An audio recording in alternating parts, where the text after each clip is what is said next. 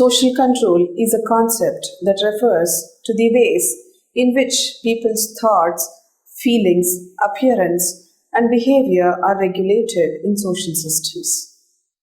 One way this is done is through coercion, from imprisoning those who commit a crime to physicians administering drugs that make difficult patients more manageable. Social control, however, is mainly done through socialization, in which people come to identify with the social system and its values and norms, thereby acquiring a stake in maintaining those values and norms. Mechanisms of social control. Every society has devised various mechanisms to exercise control. Social control mechanisms are viewed by sociologists as all those social arrangements that prevent such strains as may develop from the individual's place in the social structure and prevent the strains from leading to deviance. Every society has certain means to exercise social control, and there are clear consequences of exercising social control for promoting stability and conformity in societies. Types of mechanism. Mechanisms of social control can be classified into the following four categories. Preventive mechanisms. These mechanisms are designed to prevent such situations from developing that might lead to deviant socialization, social pressures, establishment of role priorities. Force are some of the mechanisms through which conformity is promoted or the occurrence of deviance is prevented. One such example in present days is the imposition of curfew. Mechanisms to manage tensions. Institutionalized safety valves like humor, games and sports, leisure, religious rituals are regarded as outlets for the tensions generated by social restraints and cultural inconsistencies within a society. Mechanisms to check or change deviant behavior. Sanctions are used by every society to bring about conformity and check or change deviant behavior. Sanctions have been classified into psychological sanctions.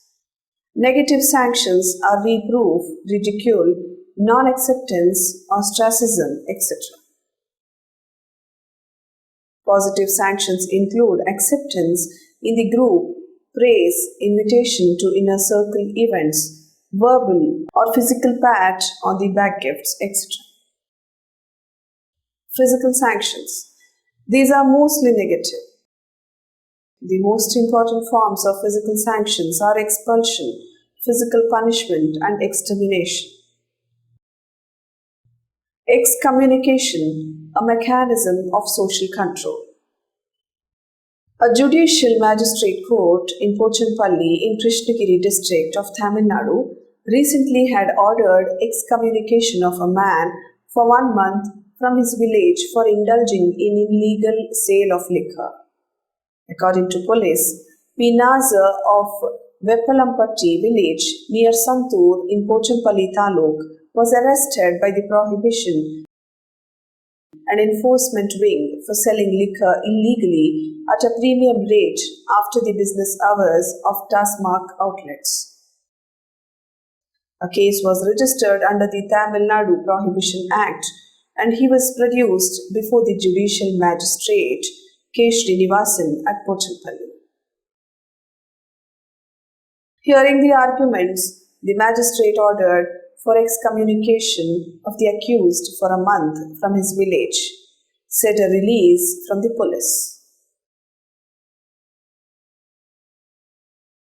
Economic sanctions. These include positive rewards like promotion of a loyal, sincere worker, grant of tenders to civic-minded businessmen, etc. Or negative sanctions like threat of loss or reduction in one's income.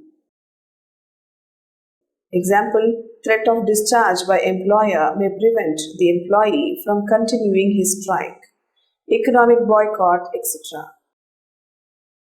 The February 2013 sanctions by the United States against Iran, which dealt one of the harshest blows to the Iranian economy in recent times, aimed at cutting off access to oil revenues. They require an already reduced pool of oil importers to pay into locked bank accounts that Iran can access only to purchase non-sanctioned goods in that country or humanitarian supplies. If importers do not comply, they face the threat of being shut out of the US financial system. The US has granted sanctions exemptions to China, India, and 7 other countries to import Iranian oil. Only 6 are currently importing oil, according to the government. The US reached the estimates by looking at Iran's trade imbalances with oil importers based on customs data from each of the relevant countries.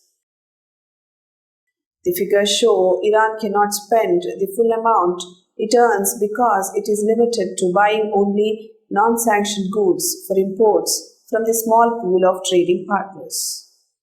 And it is not able to repatriate the money to fill its foreign reserve coffers or cover any budget shortfalls. Propaganda mechanisms. Another important mechanism that can bring about change in the desired direction is propaganda or molding public opinion. Propaganda is a deliberate attempt to control the behavior and interrelationships of members in order to change their feelings, attitudes, and values. For example, the efforts of the government to control population growth through family planning propaganda. Means of social control. As mentioned earlier in this unit, social control may denote the various specialized means employed by a society to maintain order. It may also be used to categorize institutions insofar as they contribute specifically to order and stability. Let us examine some of these in detail. Custom. Social codes found in every society provide standardized ways of doing things. These ways, known as customs, have come to be accepted in the group or society. Some degree of pressure is always exerted on the individual to make one conform to customs. In case they are violated, the group applies some sanctions or penalties of varying degrees of severity. The severity would depend on the importance attached to the particular customary regulation. Custom is sustained by common acceptance. Informal social pressures are brought to bear in the case of violation of customs. Violation of mores, on the other hand, inspire intense reaction, and the punishment may involve expulsion from the group, harsh ridicule, imprisonment, or in some cases even death.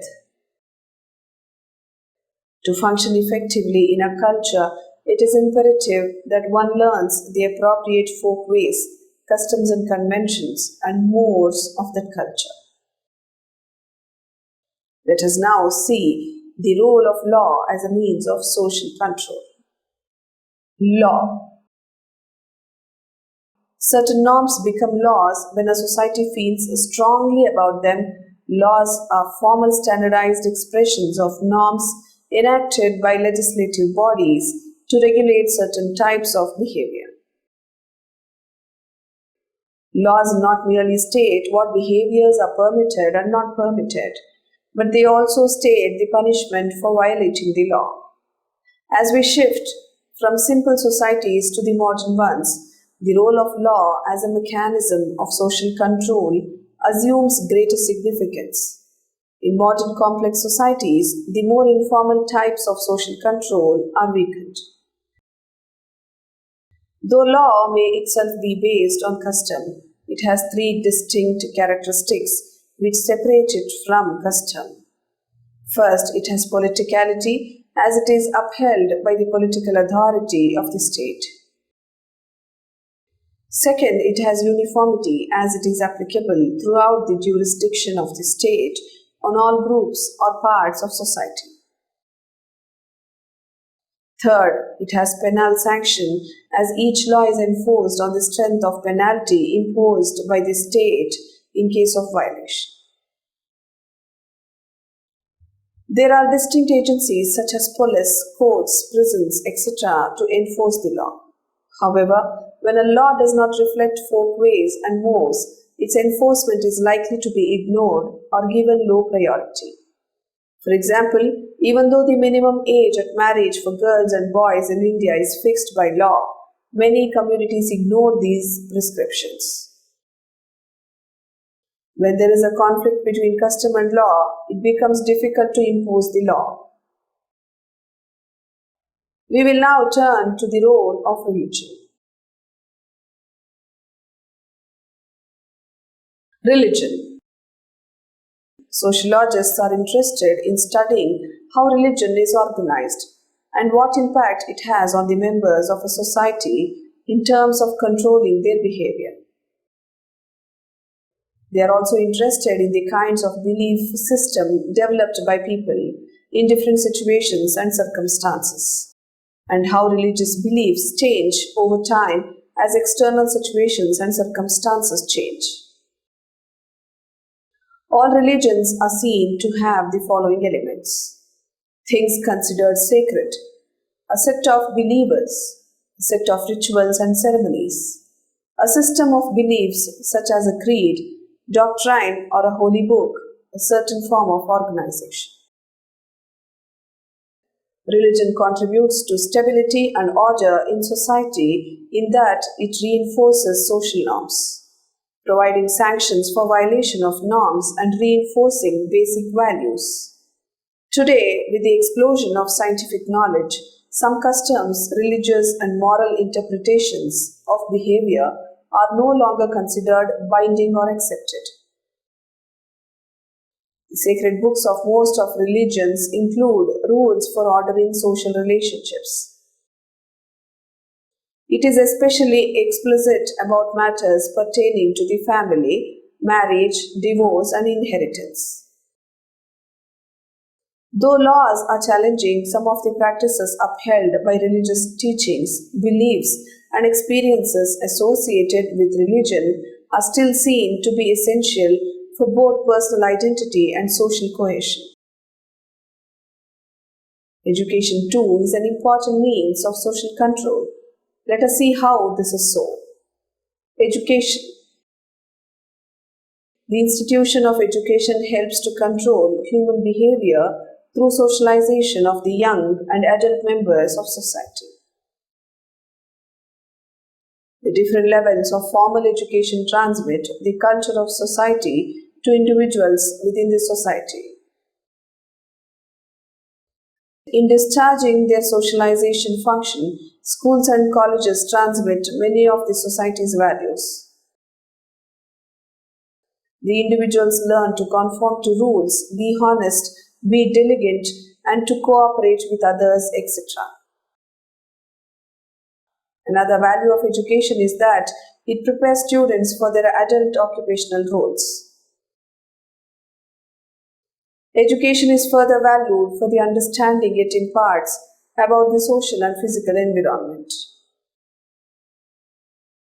However, the fact that education tries to impact such values is no indication that everyone who goes to school and college learns and accepts these values. Were the educational system and educators and other socializers always successful? There would be no deviance and no social conflict. This brings us to the topic of family. Family. Across the world, the institution of family performs certain important functions.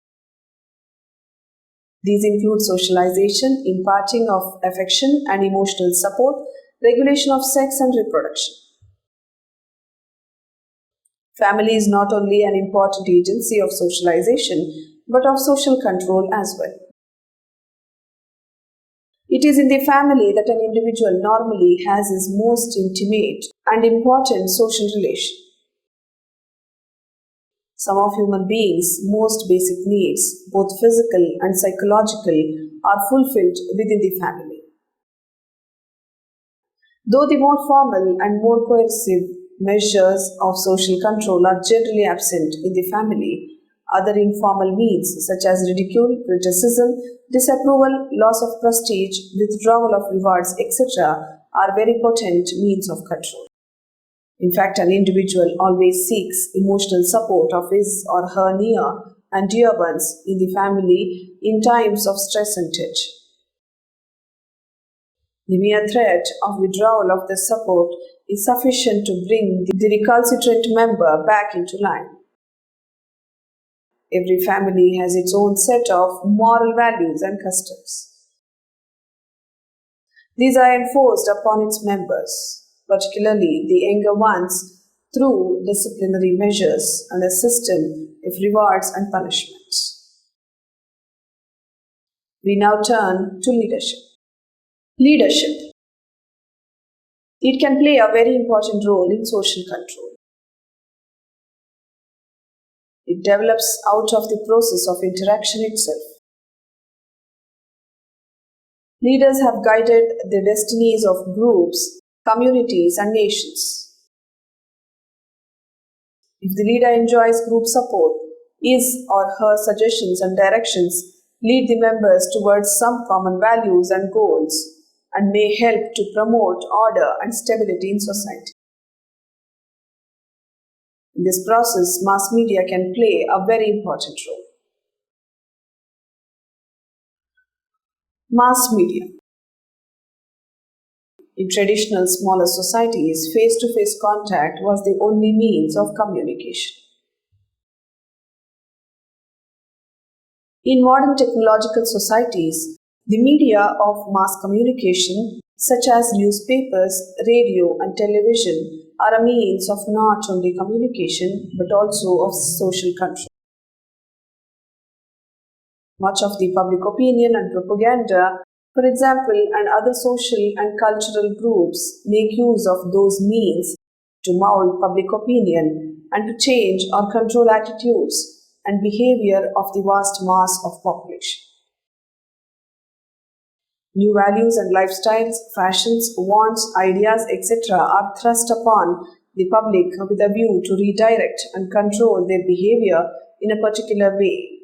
We will now consider the role of force in social control. Force. Though some sociologists have neglected or underemphasized the element of force or physical coercion in social relationships, the role of force in social control cannot be underestimated. In some types of societies, such as the totalitarian states and colonial regimes, physical force and violence are used as significant instruments of control. In fact, it can be asserted that physical violence is the oldest and ultimate means of social control. Even modern liberal democratic societies maintain police and armed forces. This signifies the fact that the resort to force and violence is the ultimate answer to many issues, when other means have failed. On the other hand, communal and caste violence are examples of how force is used by interested groups to control and coerce each other, though it is not legally sanctioned. Consequences of social control. Though social control is seen as necessary for promoting continuing stability and conformity in societies, it can become dysfunctional at times. The following are some of the dysfunctional aspects of social control. Exploitation. Social control may sometimes become a subtle means of exploitation. Some of the dominant groups or individuals may simply use it to fulfill their own vested interests. These interests may be political, economic, or social. In such cases, the real motivations are hidden under the cover of some laudable objectives. A ruling party may try to perpetuate its rule, or a business firm may try to sell its substandard goods by means of utilizing the techniques of social control. Inhibiting reform and change. Social control may have limiting consequences in that it may sometimes inhibit creativity and obstruct attempts at constructive reforms and social changes. Social control may also exert enormous amount of emotional and psychological pressures on some individuals. The best example is that of the institutions such as the prisons and mental hospitals. The strict regime and oppressive atmosphere sometimes create mental tensions and even illnesses among them. Similarly, where parents have very strict standards of discipline, their children's personalities do not develop in a normal way. In repressive police states, many individuals likewise suffer from stress and tension. Thus, the individual has to pay a price for social control in psychological terms. Social tensions. Social control may also lead to social tensions, particularly in a large complex society. Here, there may be different groups with their distinctive interests, norms, and values which may conflict with each other. When attempts are made by one or more groups to impose their own standards on others, conflict and struggle become inevitable. Limits of social control. Effectiveness of social control is limited due to the following factors. Each group is organized around norms and values. Social control is intended to check deviation from these standards. Yet it is not possible to contain deviation completely. Some deviation from prescribed norms will always be there. Each group or society has to determine the limit of tolerance of deviant conduct and thus set a realistic limit on social control. The effectiveness of social control is also limited by the degree of consistency in the cultural directives. If the cultural prescriptions are uncertain and inconsistent, then social control cannot operate successfully. This is why in a rapidly changing society in which normative standards become inconsistent, mechanisms of social control are generally weak. Individuals may not know what is expected of them in a particular situation. In a complex society, it is not generally possible to impose social control uniformly on all groups which are divided on the basis of class, caste, religion, race, etc. Sometimes the uniform application of law also encounters numerous difficulties. In our country, despite the constitutional directive to have a uniform civil code, it has not been possible to evolve one so far. Social control implies huge economic costs to the society. The control of deviance requires a disappropriate share of societal attention and resources. Huge expenditure has to be incurred on the establishment of social control agencies such as the police, prisons, mental hospitals, etc. There is a limit beyond which a poor country such as ours cannot afford to deploy such resources at the cost of other development programs.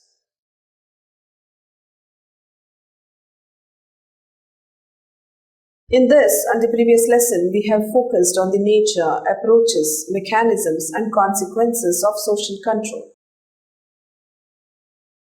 We discussed that social control is a pervasive feature of social life.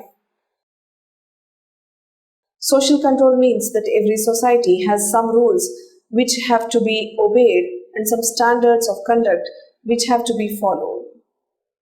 This is so because no society can exist without social control. The twin goals of social control are to establish and maintain order in society and to check deviant tendencies and behavior. You also learnt that different societies have different methods to exercise control. The two types discussed here are the formal and informal. Some of the important mechanisms discussed in this unit are custom, law, religion, education, family, leadership, mass media, force, etc. Then we also looked at some of the consequences of social control for the point of view of both the society and the individual. Finally, we pointed out some of the factors that limit the effectiveness.